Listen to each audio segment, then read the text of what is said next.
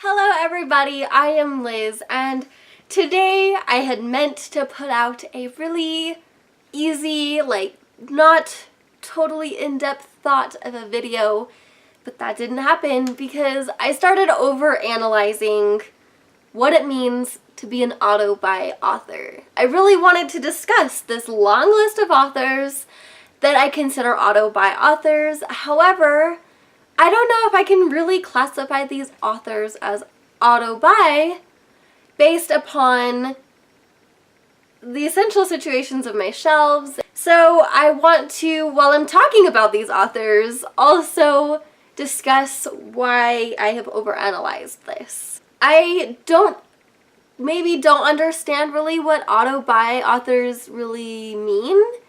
Because does that mean that as soon as the book's out, you are buying it or you're pre-ordering it as soon as these books are announced, as soon as you're able to pre-order them? Or is it more about reading them because we have fantastic options about reading books, especially if you can't afford all of the books and you go to your library and you auto-read them? So is an auto-read author like an auto-buy author, or is that a completely different subject? And then there's the fact that maybe these are auto-buy authors for you because you get super hyped when they announce a new book. It's like maybe you would pre-order it if you could, but you can't, so instead you're on the hype train. Now I can say that for the most part, all of these authors fit those last two categories for me. I would definitely auto-read them or read them at some point when I can get to them, barring time constraints. And I am definitely on the hype train when they announce a new book, whether or not I can actually pre-order it or buy it as soon as it comes out, because I don't realistically have the funds to buy all the books. I would if I could, but I can't. The only authors, one isn't even on this list, that I own all their books that have been recently published, and that is Paula Hawkins, author of Girl on the Train and Into the Water. I own both stories and have read them and enjoyed them, but I don't necessarily consider her an auto-buy author because I've never read a book as soon as it was published. I was never super hyped for one of her new books. Not like Gillian Flynn, who I have on this list, and I'm totally hyped for her stories. I love all of her stories. I own her 4 published works and have read all of them and loved them, and she has recently released a Hamlet retelling that she's going to be a part of, and then another untitled work that I'm totally on the hype train for, and so I definitely consider her an auto-buy author, but she's the only one on this tick mark list where I own all her books, I've read all of her books, and I'm definitely very hyped. However, all these other authors, even though I consider them auto-buy authors, they don't land on this list. Because, like V.A. Schwab, I own most of her books and I really want to read her books, and I'm pretty hyped about all of the new books out there that she's been announcing and tweeting and talking and gushing about writing, and yet, like I said, I don't own all of her books. I am missing the archived series and also The Near Witch, her debut book that has recently been re-released.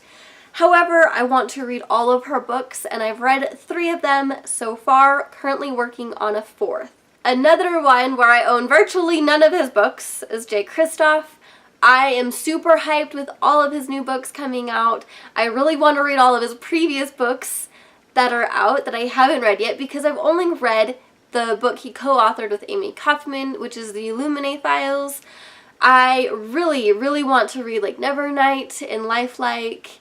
I really, really want to read those stories, and I'm considering pre-ordering Aurora Rising, not only because it sounds amazing and it's set in the same spacey type universe as the Illuminae Files, but it's also, if you pre-order it, you can get a novella for the Illuminae Files. It's a prequel novella, and I don't really read novellas, but I would read the crap out of that novella. Next up, we have an author that I have read all but one of his works, but I only own one book, and that's Adam Silvera. I absolutely love his writing, and I want to binge all of his works, and I will get there soon, as soon as I read the book he co-authored with Becky Albertelli called What If It's Us. Next, we have some queens of YA, which I'm just gonna list: Marissa Meyer,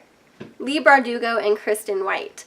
I want to read all of the books they put out there, and I'm pretty close with Leigh Bardugo. Obviously, we have Neil Gaiman. I loved all of the books I've read currently from him, but he has a ton of works that I haven't gotten to yet. And so that brings up another point with auto by authors.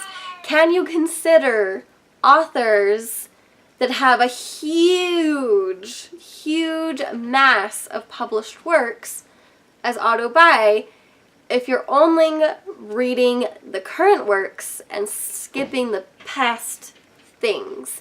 Me, I want to read all of his things, and so I'm reading past and current, but I'm mostly reading his current works because a lot of his past works, Coraline and Stardust, I watched the movie and I don't necessarily know if I'm ever going to actually read the book. And this can be said as well for Brandon Sanderson. He has so many books and they're so big, super intimidating, which I talked in my last video about books that intimidate me. But I want to read all of them, except for when he finished the Wheel of Time series by Robert Jordan, because I don't think I'm ever going to read Wheel of Time. But I do want to read his Elantris book. I want to read his Way of Kings series. And I'm still waiting on book 7 of Mistborn. Still waiting for it. Now, I can't necessarily include any debut authors in this whole thing, because can you really consider a debut author an auto-buy author? I don't know. Please let me know about your thoughts on that down below.